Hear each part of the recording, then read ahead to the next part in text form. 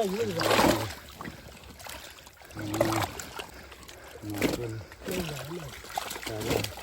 คุยได้หรอกแต่ละหมดคุยคุ้มตรา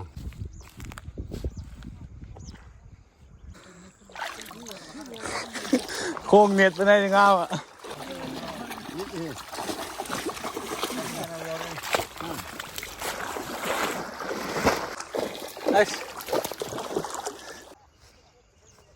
少一点，洗大一些。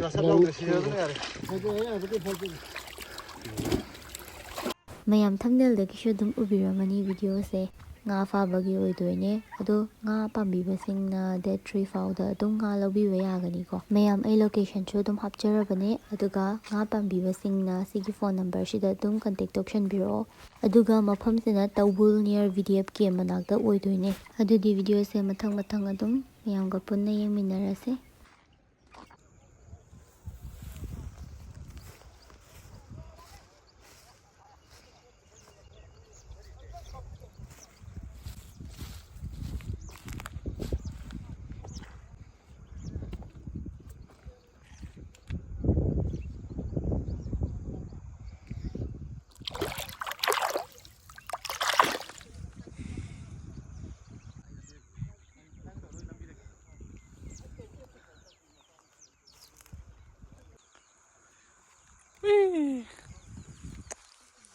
Hozir kum borsa.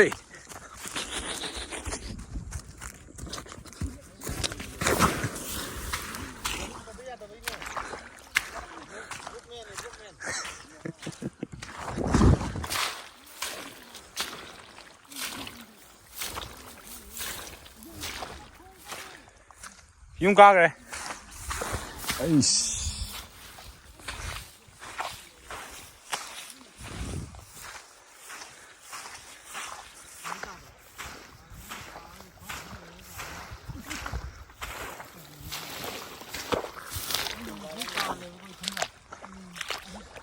ꯊꯝꯕꯥꯜꯅꯤꯀꯣ ꯊꯝꯕꯥꯜ ꯃꯅꯥ ꯁꯤꯗꯒꯤ ꯇꯤꯔꯤꯁꯤ ꯊꯝꯕꯧ ꯇꯥꯔꯝꯒꯅꯤ ꯇꯥꯏꯌꯦ ꯀꯥꯏ ꯑꯃ ꯇꯥꯜꯂꯣꯅꯤ ꯌꯦꯡꯉꯣ ꯑꯩꯈꯣꯏ ꯈꯪꯗꯤꯌꯦ ꯑꯁꯥ ꯀꯩꯅꯣꯁꯦ ꯑꯩ ꯀꯣꯡꯀ꯭ꯋꯥ ꯆꯥꯅꯤꯡꯕ꯭ꯔꯥꯒ ꯁꯨꯝ ꯌꯥꯝꯃꯜꯂꯛꯀꯅꯣ ꯍꯥꯏꯌꯦ ꯀꯣꯡꯀ꯭ꯋꯥ ꯆꯥꯅꯤꯡꯕ꯭ꯔꯥ ꯁꯨꯝ ꯌꯥꯝꯃꯜꯂꯛꯀꯅꯣ ꯍꯥꯏꯌꯦ ꯁꯤꯡꯕꯩꯔꯣ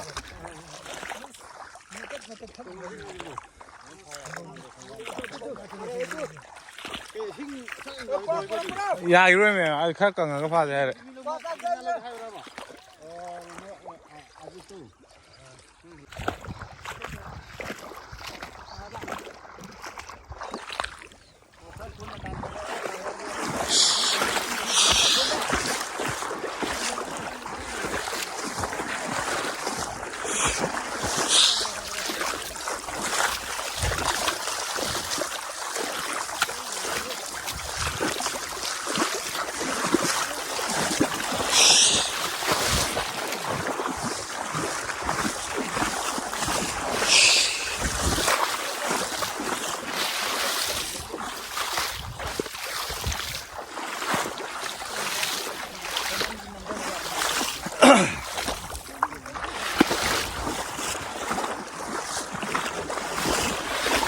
太行吧，怎么着弄？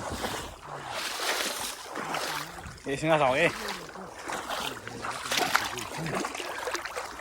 对，是的。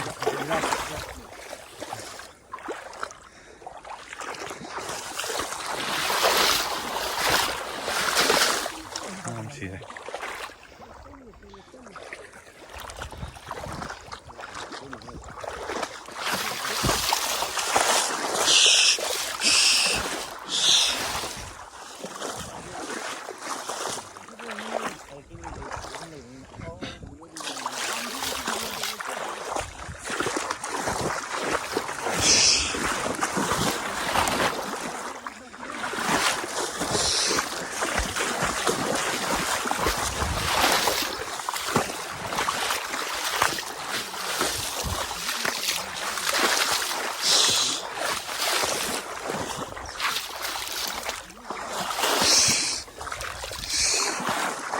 水。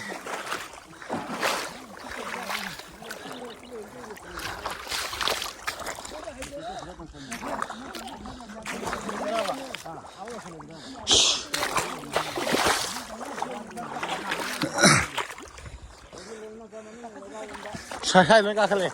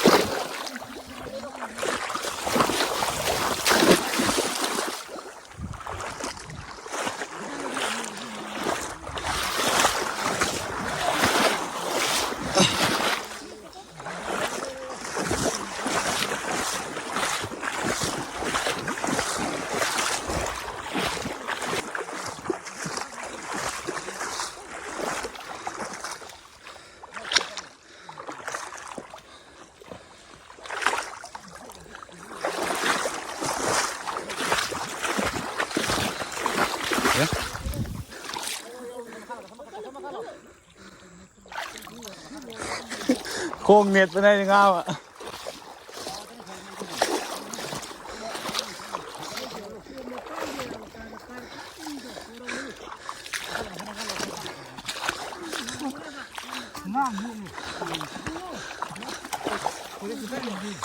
Cái đó bên này.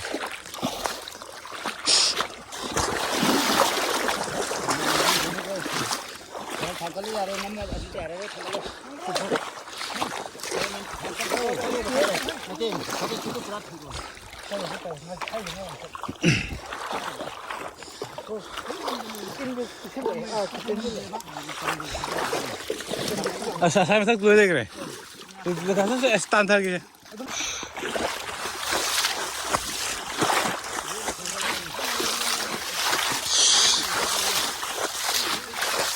Tinggal saya ada ini kok kalau itu, mana? Aru paling cuma tanya dulu ya pak. Dulu.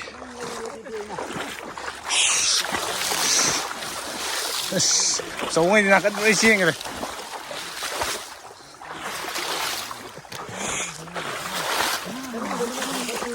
Kasih masa kita ketang tang lo. Lo itu deh.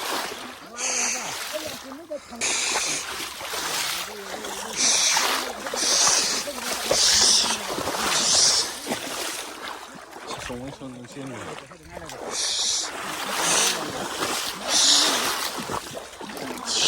Deh. Hah? Namni nasıl siyah izi.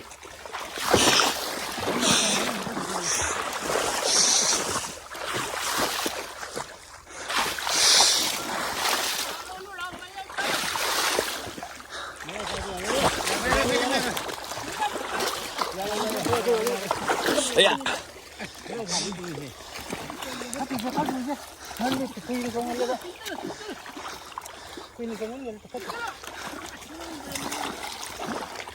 Ini berapa lama dah?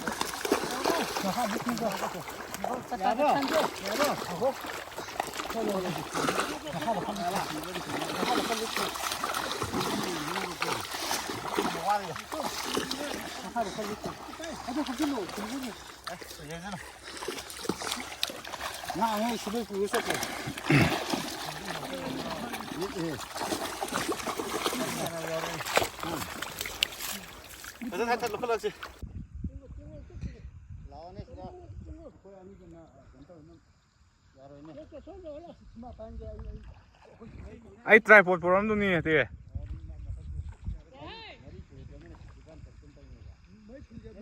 Hah?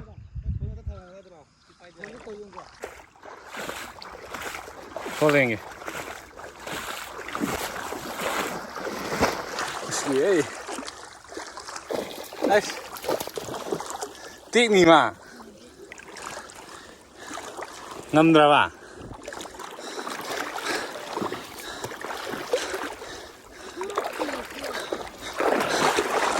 mi thì nga lắc nào tông này hay mà nè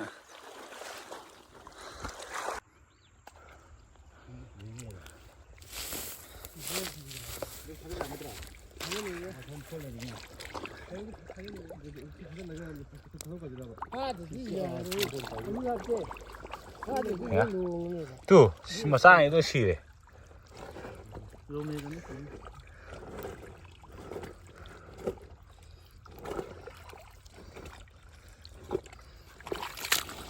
少一点，洗大一些。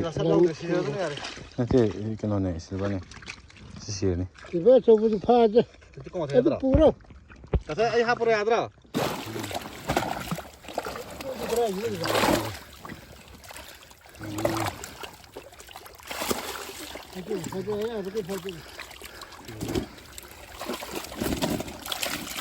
那他那个招不？招的这个，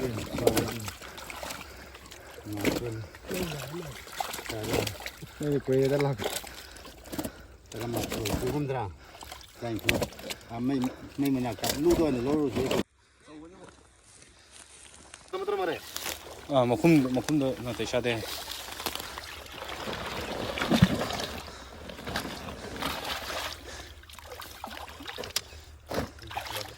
这挺没有。哪干呢？